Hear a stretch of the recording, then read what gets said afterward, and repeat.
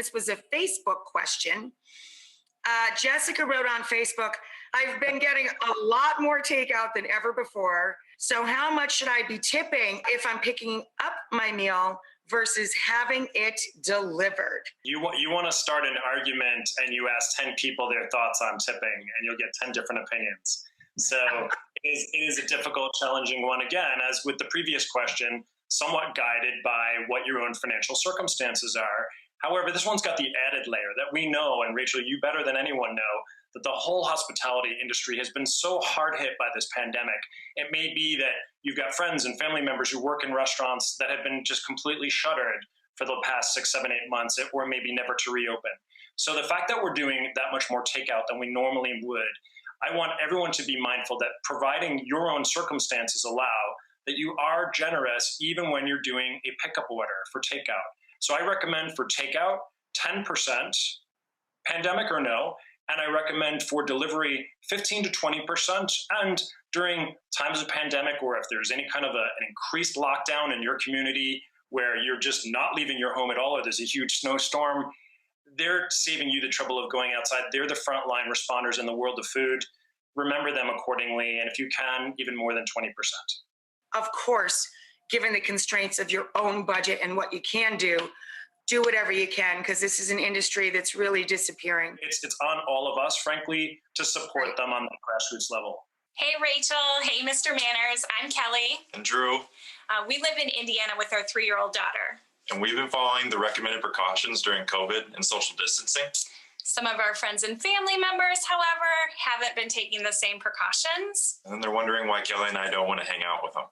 So we were wondering, what's a polite way to tell them why we can't hang out? And also, how can we encourage them to make better choices? That's such a great question, you guys, and it really touches everyone's lives. It's a super question, Kelly, Drew, thank you, and Rachel, I totally agree. This is something that we're all grappling with now, and there may be any number of reasons why someone feels they need to stay home or they need to quarantine or wear a mask, keep that social distance.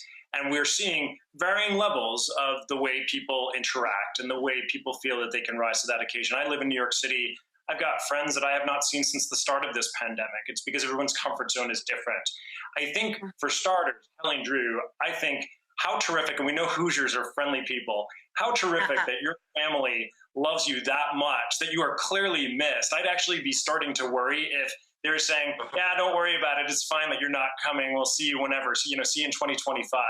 So I think it's great to be wanted. The key is how you phrase your declines. And I think rather than passing judgment on them, you are most likely not going to change their minds about any of this, unless you think that someone is putting themselves in dire, abject jeopardy.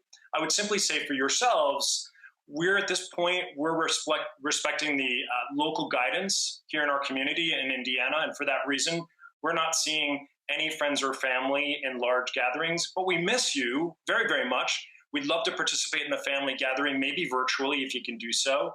You may be pleasantly surprised. Maybe they're doing a lot more respecting of those distancing guidelines when they're getting together than you imagine.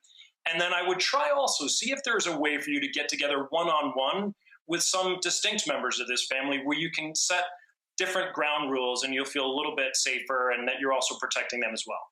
Do you think that's something you could try and do? Maybe think about making an invitation on your own?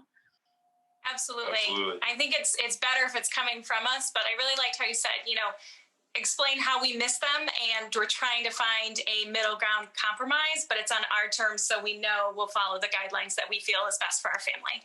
As always, I love visiting with Thomas, and if you guys want more great advice anytime you like, you can get it on mr-manners.com. It's even pleasant to say, isn't it?